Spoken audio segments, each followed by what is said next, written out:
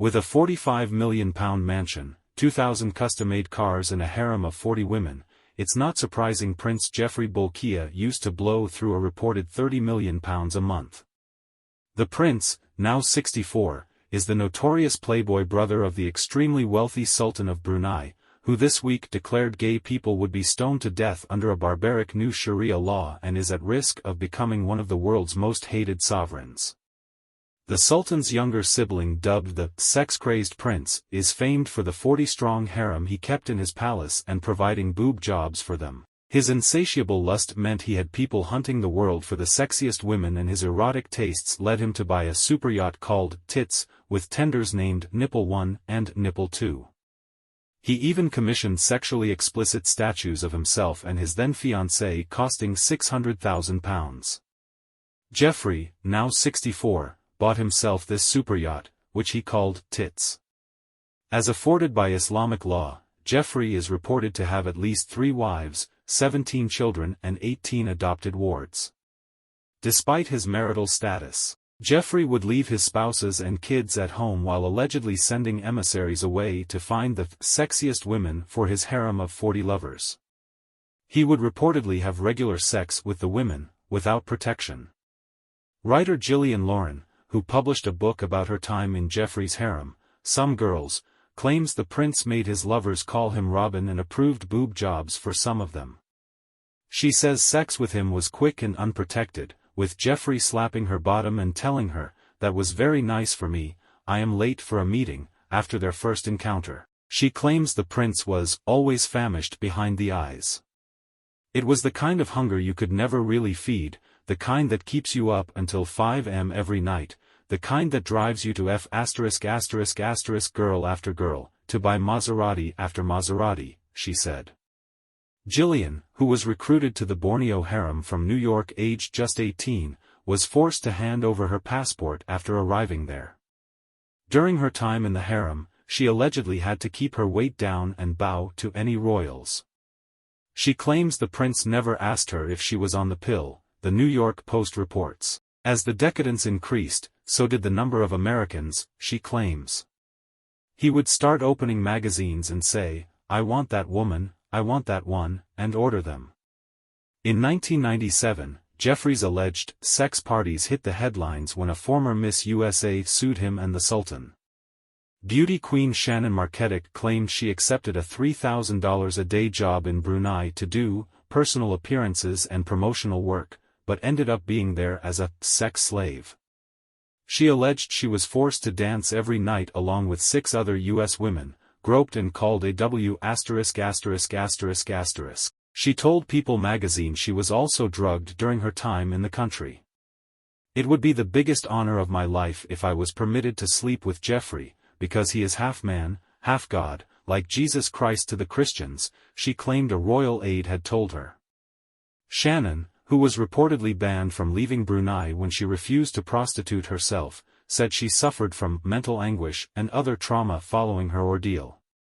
However, Shannon's suit was dropped after the brothers claimed diplomatic immunity. At the time, the Sultan called the allegations worse than murder.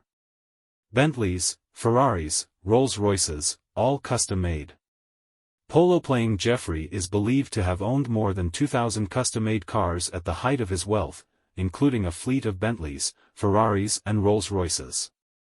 All had been built individually, where you open the door and along the running board it says, "Built by Rolls-Royce for His Royal Highness Prince Geoffrey," and you look at the odometer and it would be 4 miles, Vanity Fair reported.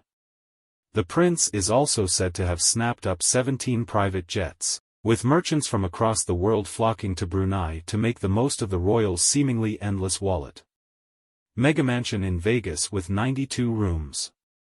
At one point, Geoffrey reportedly boasted more than 600 properties, including luxury hotels. His assets are said to have included the New York Palace Hotel, Hotel Bel Air in LA and Plaza Athénée in Paris, as well as 2 palatial residences in London. In 1997, he was given a mega compound in Vegas by his Sultan older brother. Worth a whopping £45 million and built in a prime Sin City site, the compound boasted 92 rooms, 29 bedrooms, 42 bathrooms, a tennis court and 3 swimming pools. It also had a garage housing 11 cars, a tiny portion of his reported 2,300 fleet. The home was later put up for sale. Erotic statues and pens, and a yacht called Tits. The prince, who used to be head of the Brunei Investment Agency, BIA, reportedly used his wealth to splash out on erotic white gold pens. He also commissioned an artist to create £600,000 X-rated bronze statues, portraying himself and his ex-fiancée in various sex positions, for his now-sold Long Island estate. Gold-plated hot tubs. As well as his cars, jets, boats and properties, the prince apparently forked out millions on karaoke parties, and once spent around £5 million on a rug woven with gold thread and jewels. He is also said to have owned gold-plated hot tubs and gilded loo roll holders. But his downfall came when he was accused of theft by the Brunei government, which claimed he had embezzled an eye-watering $14.8 billion, £11.1 billion, during his time as finance minister between 1986 and 1998. He claimed the Sultan had authorized any withdrawals, but his brother disputed this. It caused the brothers to fall out for many years. Although the prince denied wrongdoing, he later agreed to a settlement promising to return assets including his cars, boats, aircraft and more than 100 paintings, then left the country. New London life, in a multi-million-pound home. Geoffrey later began living in a multi-million-pound London home near Regent's Park. It was among the assets that the BIA was trying to seize, the Telegraph reported. Speaking from the gated residence, which boasted a dining room seating 48, in 2008, the prince claimed, "I am no angel, for sure, but I have been the fall guy." Despite his promises, it was claimed Geoffrey was still splashing the cash, prompting the Sultan to reportedly spend years and hundreds of millions uncovering his wealth. In 2008, the prince was subject to a British summons but failed to respond.